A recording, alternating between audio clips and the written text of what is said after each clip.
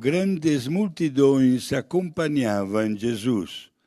Voltando-se, ele lhes disse: Se alguém vem a mim, mas não se desapega de seu pai e sua mãe, sua mulher e seus filhos, seus irmãos e suas irmãs, e até da sua própria vida, não pode ser meu discípulo.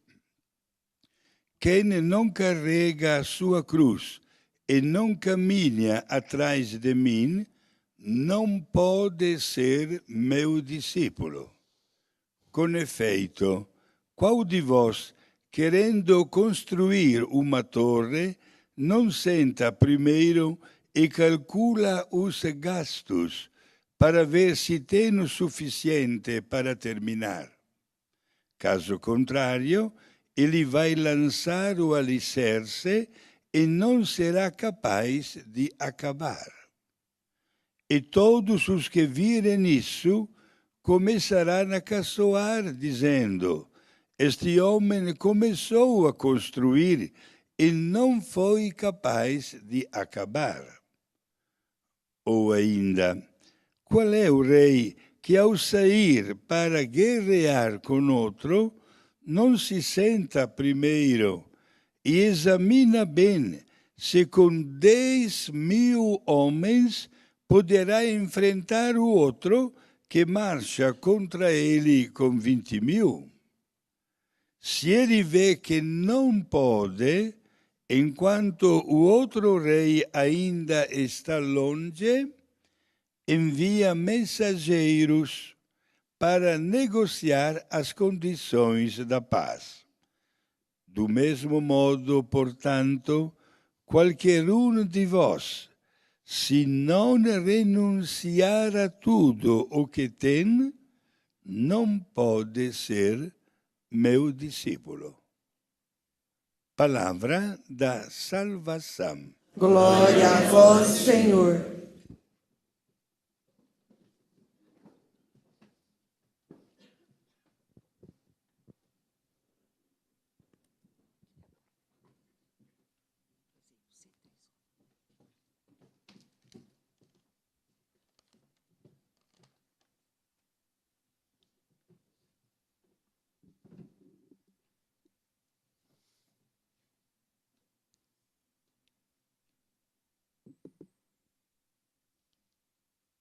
Existe um princípio no Novo Testamento que se aplica não apenas à nossa fé, mas também aplica-se ao mundo jurídico.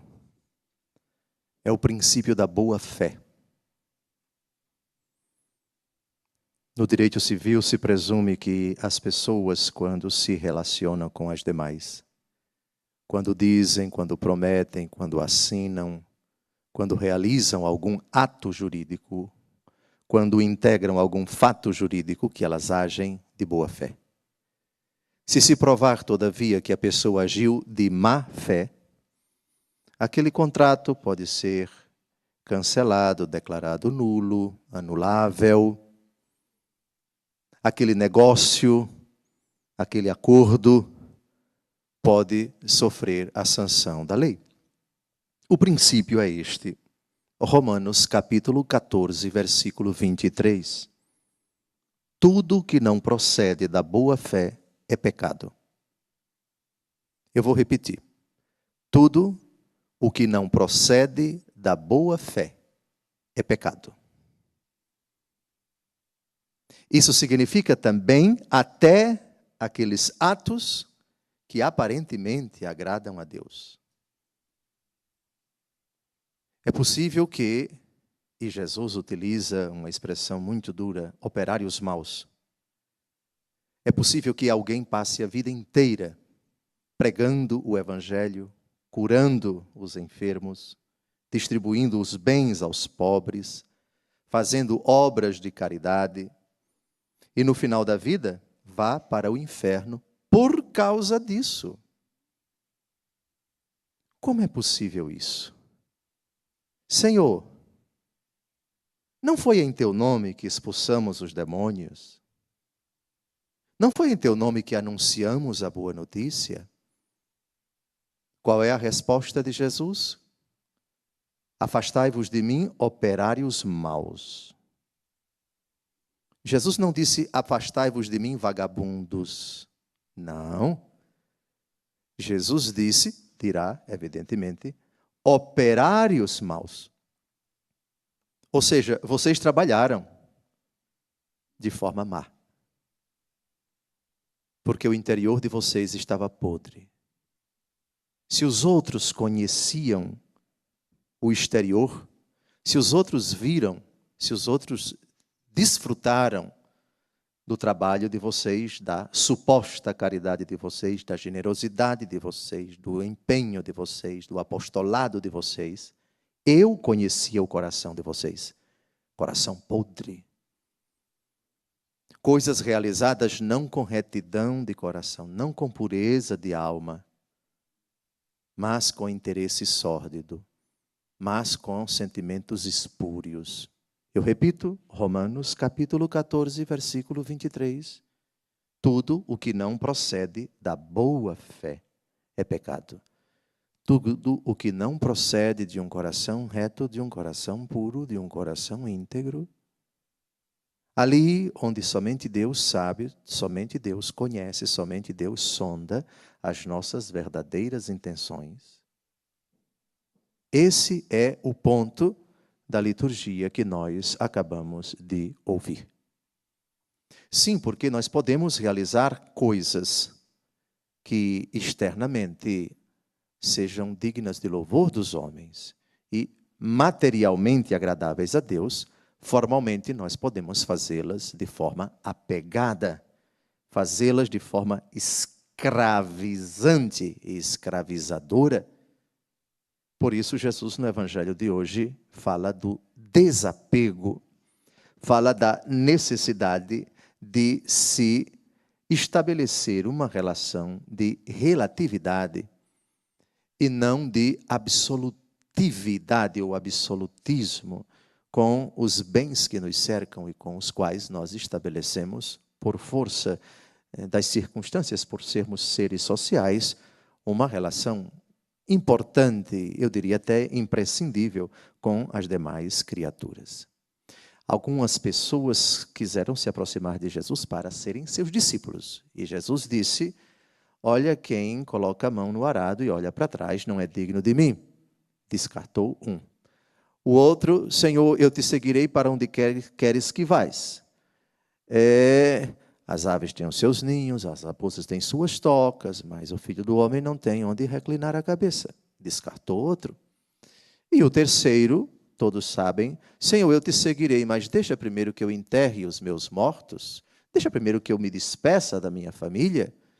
Olha, deixa que os mortos enterrem os seus mortos. Vocês vão anunciar o reino de Deus.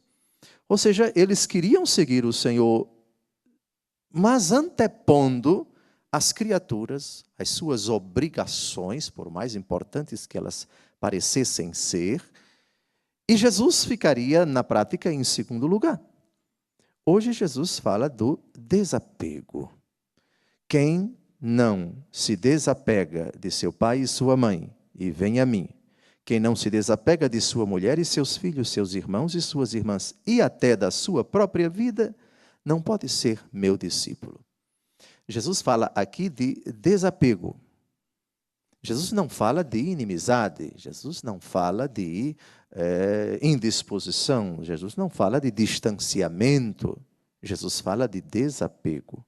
Ao jovem rico que se aproximou de Jesus, cheio de boa intenção, no capítulo 19 do Evangelho segundo Mateus, bom mestre, que devo fazer para ganhar a vida eterna? Jesus cita os mandamentos, só que ele responde, vejam que menino bem intencionado, mas tudo isso eu tenho feito desde a minha juventude. Jesus o olha com amor, segundo o relato de São Lucas, e diz, mas uma coisa te falta.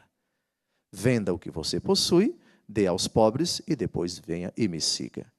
Ou seja, ele procurava observar de maneira reta os mandamentos da lei de Deus, mas a relação que ele tinha com aquilo que ele possuía era uma relação distorcida. ele não era senhor do que possuía, era escravo do que possuía.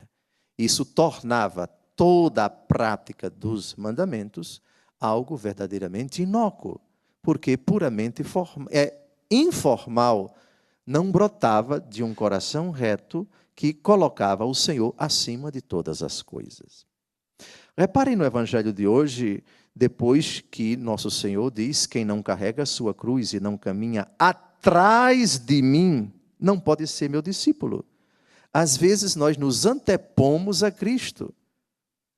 São Bento de Núrcia, fundador do monaquismo ocidental, séculos IV, V, diz, nos primeiros séculos da igreja, diz que nada antepor a Cristo, também nas nossas intenções. E reparem as duas alegorias que nosso Senhor utiliza, e é importante que a gente tente descobrir o seu significado. Porque ele tem relação com aquilo que Jesus acabou de dizer: quem não se desapega de seu pai, sua mãe, mulher, filhos, irmãos, irmãs, e até da sua própria vida, não pode ser meu discípulo. Primeira alegoria. Qual de vós, querendo construir uma torre, não senta primeiro e calcula os gastos, para ver se tem o suficiente para terminar? Então temos alguém que quer construir uma torre. Primeira constatação, esse texto deve ser interpretado à luz de outro, e eu citaria aqui o Salmo: se o Senhor não construir a nossa casa, em vão, podem repetir? Em vão trabalharão os construtores. Se o Senhor não vigiar a nossa cidade, em vão vigiarão as sentinelas, diz o salmista. Pois bem, é o Salmo 125, precisamente. Afinal de contas, que torre é esta? A vida de santidade. Somos chamados pela fé e pelo batismo nesta vida a estabelecer um projeto de vida. Ocorre que toda torre, qual alicerce, ela deve ter o seu fundamento.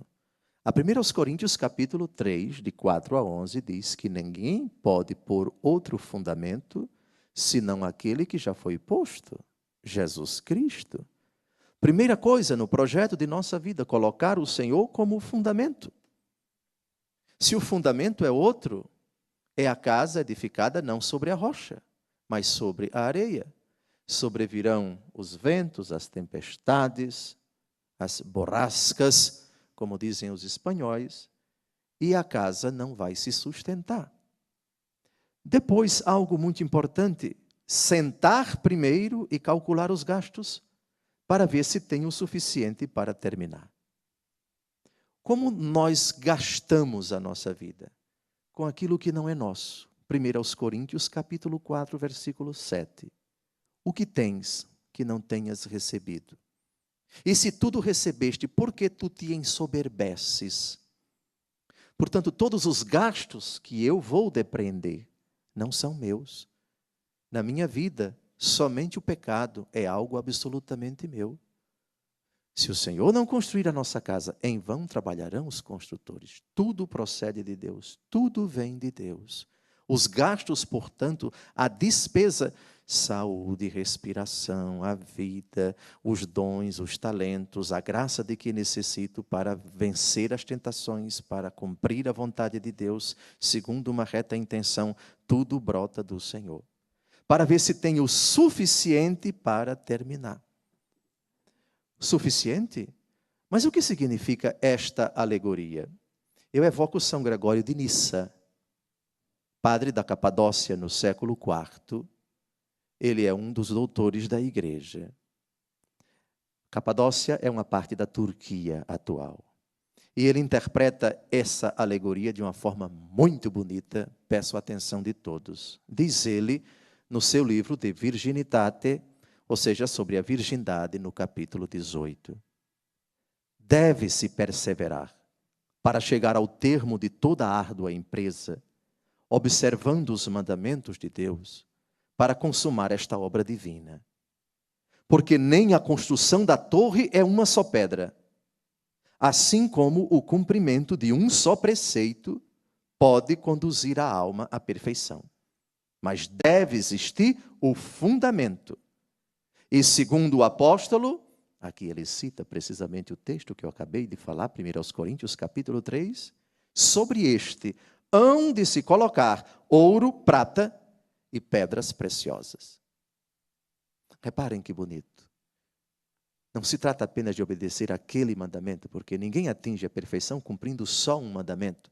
Ou são todos os mandamentos, ou é uma prática completamente abrangente que implica também a nossa inteligência, nossa vontade, nossos sonhos, nossos projetos, nossas forças, o âmbito privado, o âmbito da intimidade, o âmbito da sociabilidade, igreja, trabalho, família, diversão, etc. Ou é tudo, ou não é nada. Santidade não é somente cumprir determinadas coisas em compartimentos estanques. Eu sou muito generoso com os pobres da comunidade desfavorecida, mas eu me dou ao direito de viver no pecado. Mas o que é isto?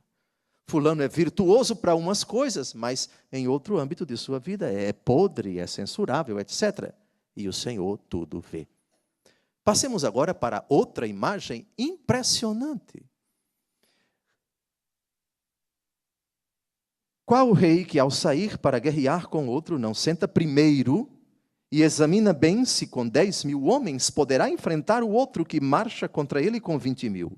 Se ele vê que não pode, enquanto o outro rei ainda está longe, envia mensageiros para negociar as condições de paz. Afinal de contas, quem é o primeiro rei e quem é o segundo rei? Não é o demônio. O demônio não tem 20.000 homens diante de nós. Afinal de contas, quem é esse primeiro rei e quem é esse segundo rei? São Gregório de Nissa, o mesmo santo citado ainda há pouco, explica, e prestem atenção que explicação impressionante. 1.700 anos atrás, naquele tremendo juízo, não vamos ao nosso rei como iguais, porque 10.000 contra 20.000 seus é como 1 contra 2. Ou seja, a luta é de um exército 2 vezes mais forte que o outro. Porque só estamos preparados pela obra. Ele, por sua vez, conhece nossa obra e nosso pensamento. Quando, todavia, está distante aquilo que não aparece ainda para o juízo, lhe enviamos uma embaixada. Nossas lágrimas, nossas obras de misericórdia, nossos sacrifícios de propiciação. Esta é a nossa embaixada que aplaca o rei que vem. Ou seja, esses 2 reis da segunda alegoria do evangelho de hoje, sou eu, o primeiro rei com 10.000 homens, e o segundo rei é o Senhor Jesus, que virá como juiz com 20.000 homens. A proporção é de 1 para 2. O que eu tenho a apresentar para ele são minhas obras. Só que ele vem com um exército 2 vezes maior. Ele vem conhecendo o que eu fiz e a intenção com que eu fiz. E isso um dia vai ser colocado diante dele. Sabendo disso agora,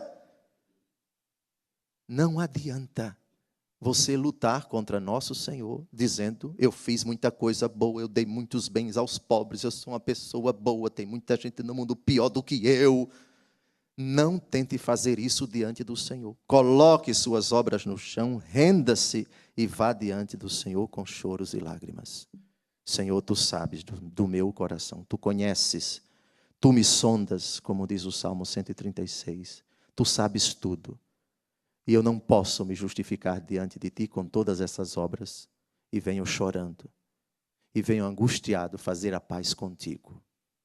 Aliás, em outra ocasião, em Mateus capítulo 5, de 23 a 25, Jesus se compara como um adversário nosso, ao dizer, se estás para trazer a oferta ao altar, e ali te lembrares de que teu irmão tem algo contra ti, deixa a oferta, vai primeiro reconciliar-te com ele, e toma sem demora este caminho, enquanto estás peregrino, para que não aconteça que ele te entregues ao juiz, o juiz te entregue ao carrasco, o carrasco te ponhas em prisão. Em verdade te digo, de lá não sairás, até que tenhas pago o último centavo. Esse é um dos fundamentos do purgatório. Oferta ao altar, tuas obras. O irmão que tem algo contra ti, Deus, que conhece os teus pecados. Por favor, deixa a oferta, vai reconciliar-te com ele. Faze as pazes com ele, se tu estás realmente no pecado. Para que não aconteça que ele, Deus Todo-Poderoso, te entregue ao carrasco, que é o Senhor que virá na condição de juiz, e o juiz te coloque na prisão. Tu não sairás de lá até que tenhas pago o último centavo. Se nessa vida eu, reconciliado com Cristo, não conseguir reparar as consequências do pecado, ou seja, as penas temporais dos pecados já perdoados quanto à culpa, vou purificar-me na outra vida. Pois bem, o Senhor vem até nós, na segunda alegoria de hoje, como um rei bem armado, com 20.000 homens. Façamos as pazes com ele. Temos, sem dúvida alguma, 10.000 homens, nossas obras. Aquilo que fazemos, aquilo que dizemos, aquilo que os outros usufruem, percebem, analisam, ponderam. Mas o Senhor vem com 20.000 homens, porque Ele tem mais força, porque Ele sonda os nossos corações e conhece verdadeiramente as nossas intenções. Diz o salmo que acabamos de ouvir, ele é correto, generoso, compassivo, e como luz brilha nas trevas para os justos. Ele é a luz que sonda as intenções do nosso coração. Na prática dos mandamentos, que é o tema da primeira leitura de hoje, não cometerás adultério, não matarás, não roubarás, não cobiçarás, e qualquer outro mandamento se resume neste: amarás o teu próximo como a ti mesmo. E o amor não faz nenhum mal contra o próximo. Abranjamos, portanto, o nosso seguimento de Cristo em todos os 10 mandamentos, lembrando sempre que a prática de 1, de 2 ou de 9, não exime o nosso coração de observar aquele que faltou. Para essa ingente tarefa, confiemo-nos ao Senhor, que é o nosso auxílio, que é a nossa proteção.